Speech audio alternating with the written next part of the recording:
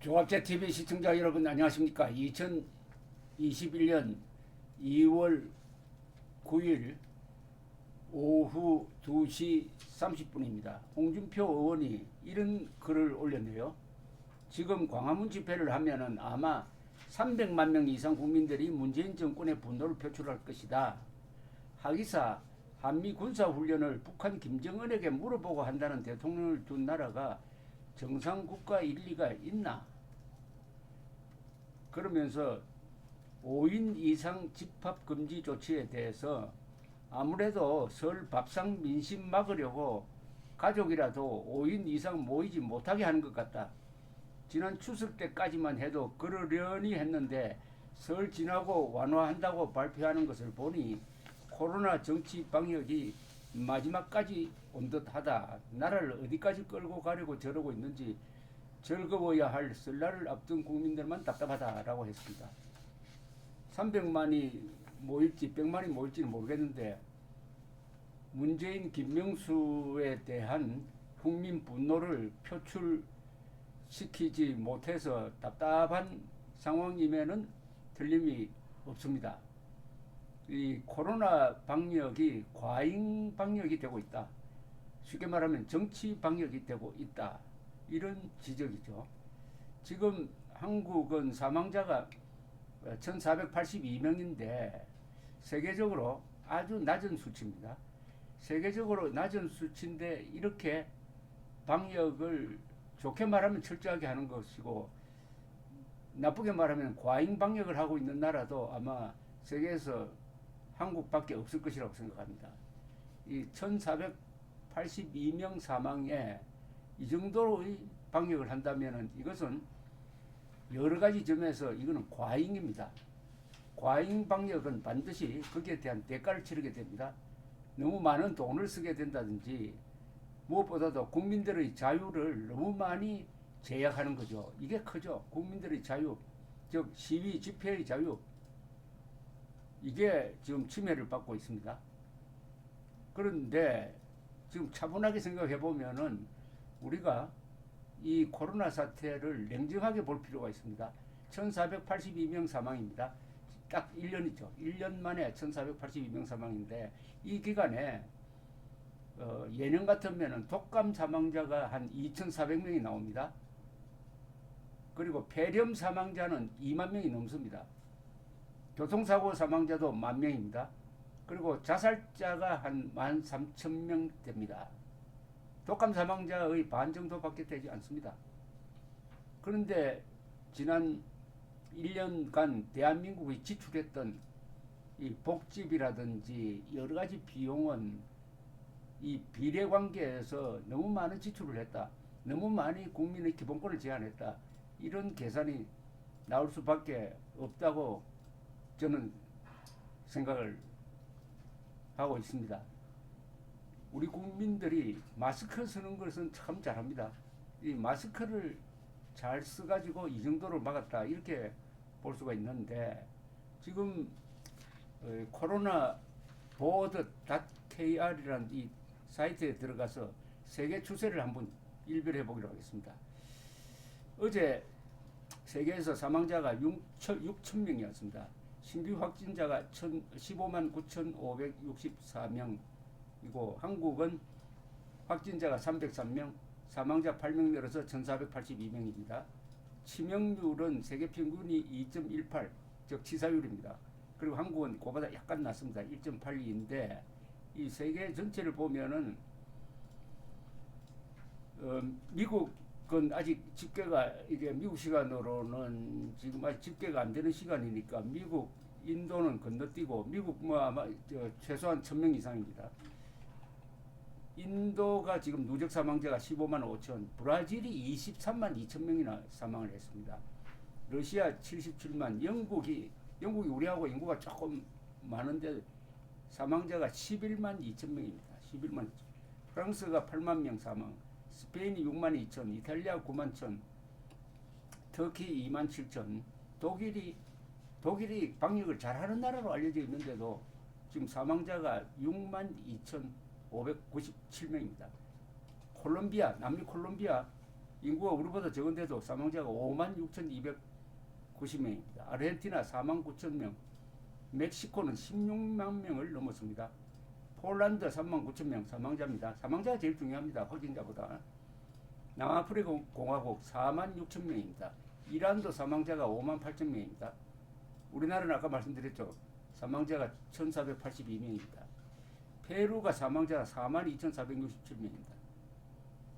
네덜란드는 인구가 한 2천만 밖에 안 되는데 사망자가 14,428명, 캐나다 2만 명, 포르투갈 14,354명, 칠레 19,056명. 이 남미에서 가장 잘 나가는 나라가 칠레인데도 사망자가 2만 명이나 됩니다.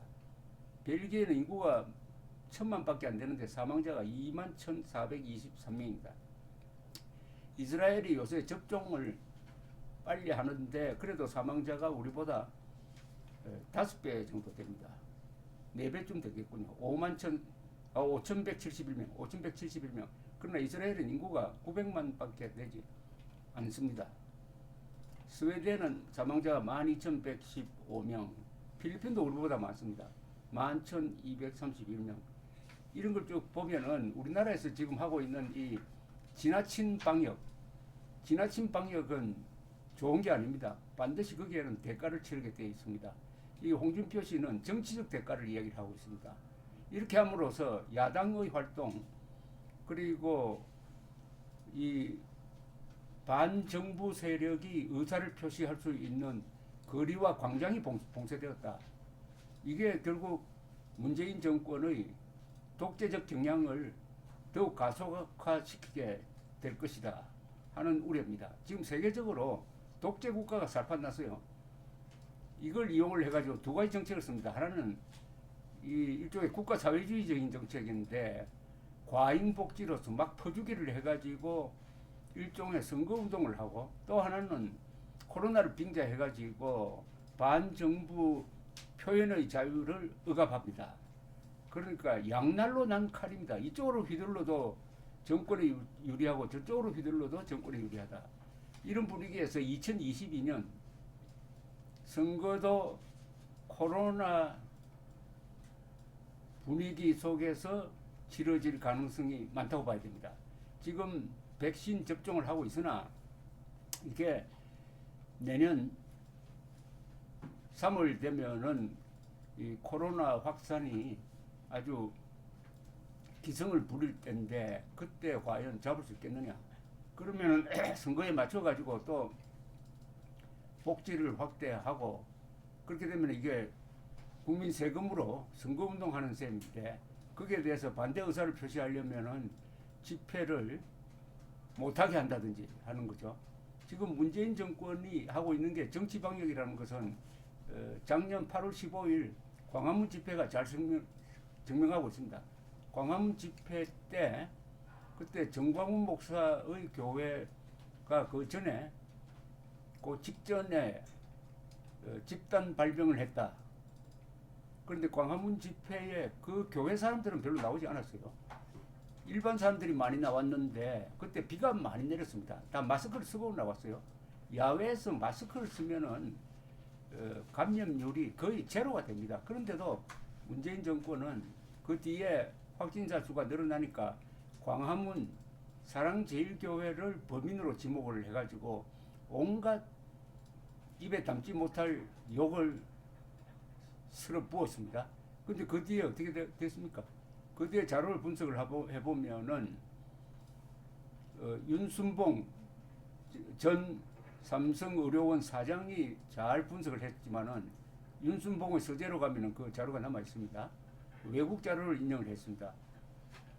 통계를 객관적으로 관리하는 옥스퍼드 대학의 자료를 인용을 해보니까 그때 한국에서 이 재확산의 기점이 언제냐? 그건 8월 15일이 아니라는 겁니다. 8월 13일 이전이었다는 겁니다. 왜냐? 여름 휴가 때 문재인 정권이 여행을 많이 가라든지 소비를 촉진시키는 정책을 펴가지고 사람 간의 접촉이 증가하고 그게 재확산의 매개가 되었다.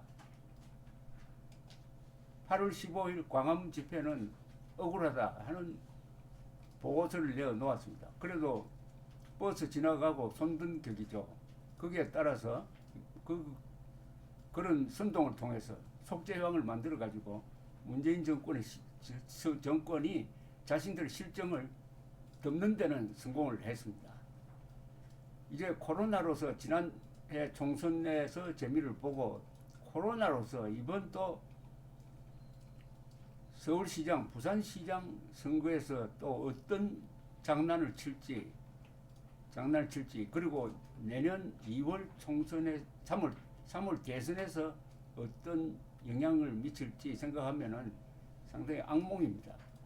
이럴 때일수록 국민들이 각성하는 수밖에 없죠. 속지 않아야 하는데 우리 국민들이 속지 않도록 하는데 중심적인 역할을 해야 될 사람들이 지식인이고 언론인이고 그 다음에 야당입니다. 이 야당이 종국에 가서는 이 야외 집회, 거리로 나오고 광장으로 나올 수밖에 없는 결단을 한번 내려야 될 때가 있을 것입니다. 지금 광장을 빼앗긴 야당은 사실은 무대를 빼앗긴 겁니다. 여의도 국회의사당에서는 다 다수결로 밀어붙이니까 어디에 이 깃발을 꽂을 데가 없어요. 야당이나 반정부 세력이 차지할 수 있는 공간은 광화문 거리인데 광화문과 거리를 언제까지 잃고 있을 것이냐 하는 데 대한 심각한 고민을 던져주는 게 지금 광화문 집회를 하면은 아마 300만 명 이상 국민들이 문재인 정권의 분노를 표출할 것이라는 이 홍준표 의원의 적절한 글이었습니다. 감사합니다.